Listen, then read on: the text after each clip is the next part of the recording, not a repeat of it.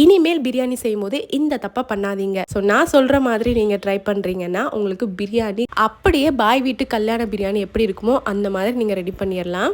எப்பயுமே பிரியாணி செய்யும்போது whole spices பட்டை கிராம்பு ஏலக்காய் போட்டு தாளிக்காதீங்க. அதே சமயம் கடையில் இருக்கக்கூடிய பிரியாணி மசாலா வாங்கி ட்ரை பண்ணாதீங்க. அப்புறம் எப்படி தான் மசாலா ரெடி பண்ணுறதுன்னு கேட்குறீங்களா? ஏலக்காய் பட்டை ரெண்டையும் சம அளவில் எடுத்துக்கோங்க.